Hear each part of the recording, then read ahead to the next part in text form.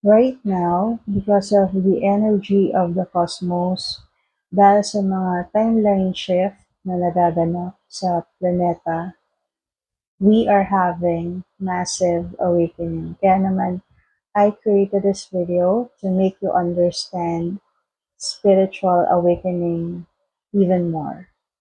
Hindi mo agad masasabi if you're going through a spiritual awakening.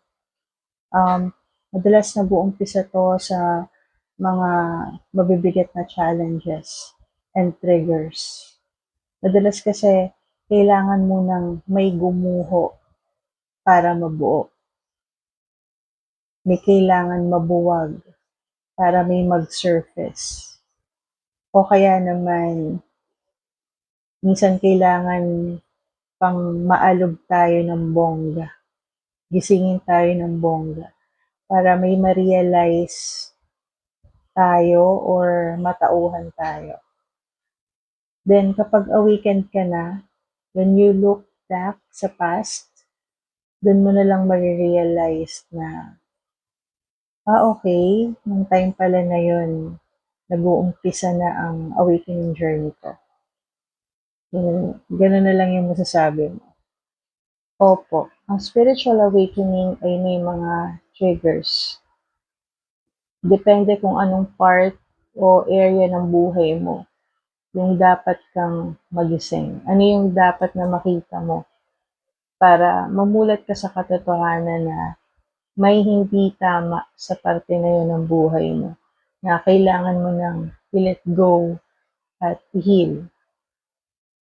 Most of the time, ito yung dahilan bakit hindi ka masaya, magiging dahilan ng trauma, or minsan blockages sa buhay mo.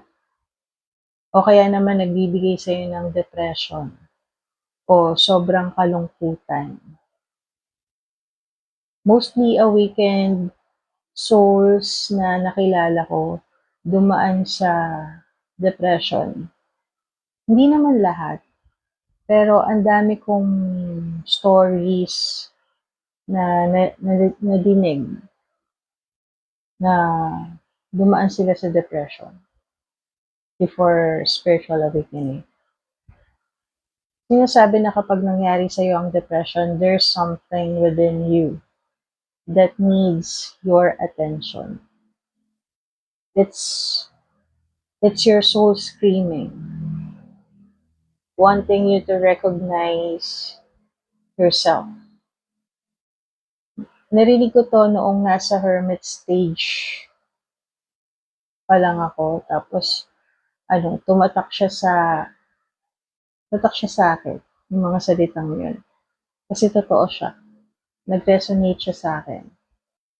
So, before we talked about triggers, konting story time muna tayo. Share ko lang yung sa akin.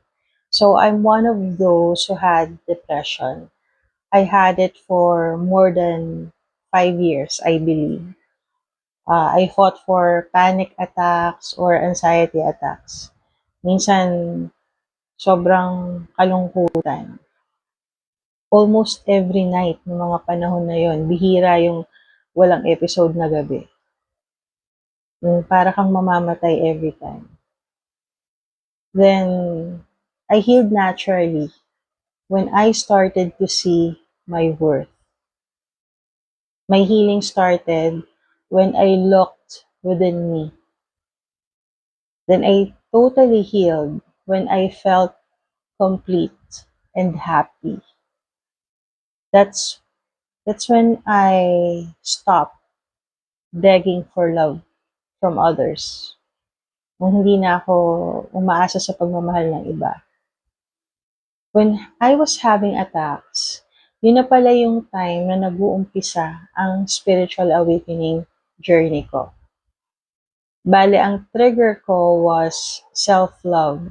At nung panahon na yon, hindi ko alam syempre na awakening na yon nangyayari sa akin. And it's been a decade mula nung ma-overcome ko ang depression. Pero tandang-tanda ako while going through healing, doon ko unang nalaman ang or nakita ang 1111. Everyday ko siyang nakikita.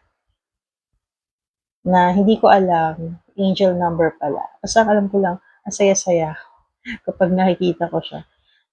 Tapos hindi ko alam na kapag repeating numbers, may meaning pala yun. Mensahe pala siya from the higher realm.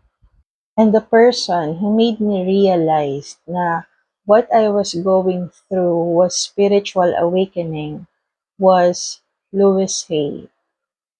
She was a great author of manifestation and self-love nung nabubuhay pa siya. She has best-selling books and may mga video siya about self-love and manifestation. Bale, I saw her videos sa Red App. Tapos, ayun, parang yun yung nag-open. Nagdire-diretso na yung hermit stage na here I am in front of you. Okay, going back, let's talk about other triggers. Yung iba ay tinatawag na NDE or near-death experience. Although hindi lahat, may ilan na after mabigyan ng chance for a second life, bumabalik din sa old pattern.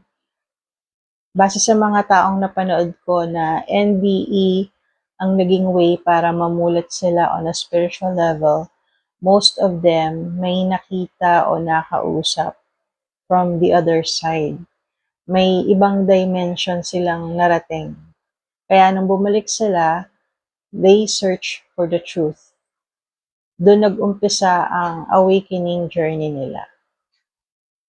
This is based on listening to these people who experienced NDE tapos naging spiritually awakened after.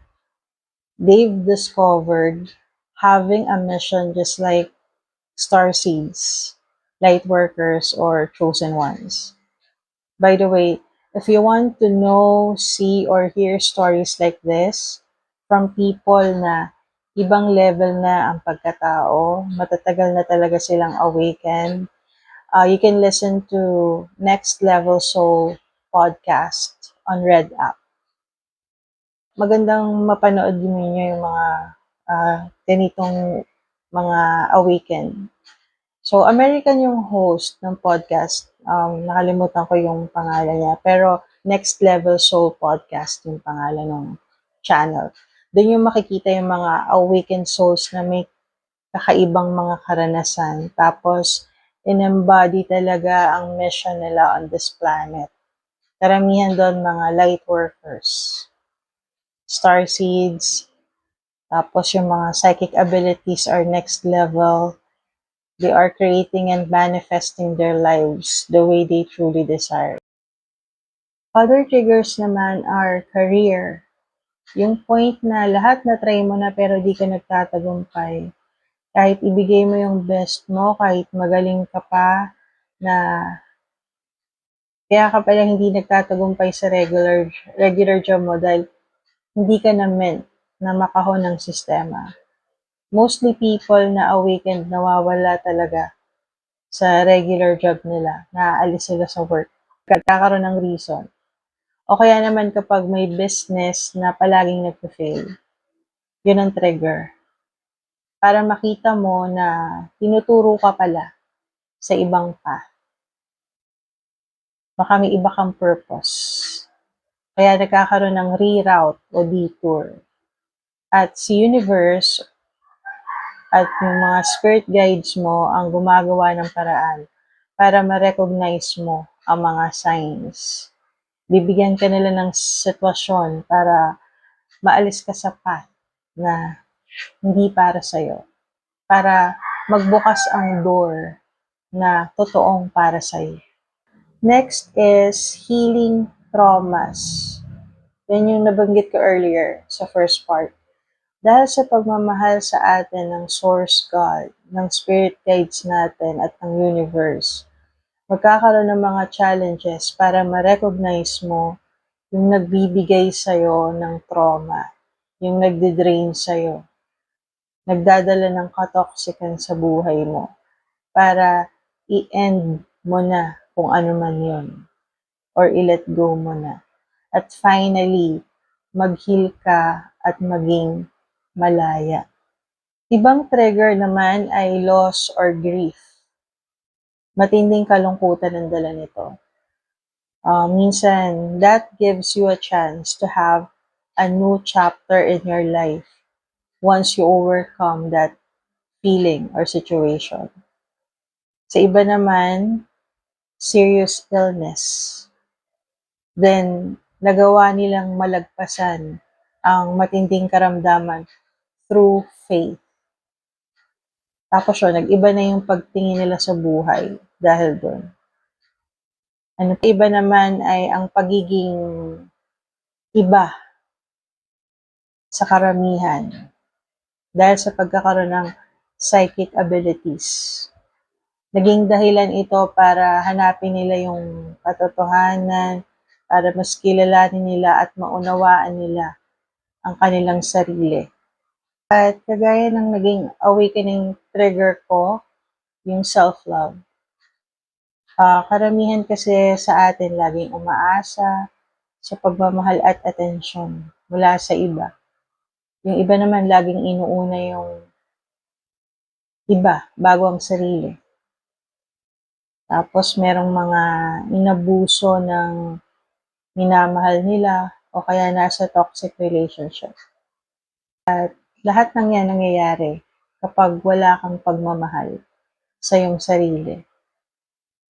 Then yung massive awakening na nangyayari ngayon, waking up from all the lies that we grew up with, waking up that this world is being manipulated, that we're living in a world na pinamumunuan ng mga narcissist, hierarchy, na yung sistema pala na meron tayo, hindi galing sa higher power or source God ang sinusunod natin.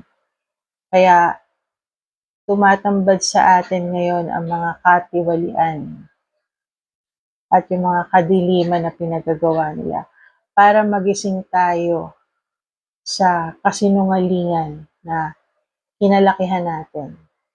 Maaaring may hindi pa ako nabanggit, pero to sum it all, nangyayari ang mga bagay na to dahil sa pagmamahal sa atin ng ating pinagmulan o source God. Masakit ang proseso, hindi madali, pero nangyayari para sa ating ikabubuti. Kayo po ba, bilang mulat, ano ang naging trigger nyo? Huwag po natin kalimutan na spiritual awakening is a long journey. Kailangan mong maging matatag at maging mabait sa sarili mo once na piliin mong tahakin ang landas na ito. No need to rush. Take each step one at a time. Eventually, you'll get there. Lovely souls. Kaya nyo yan.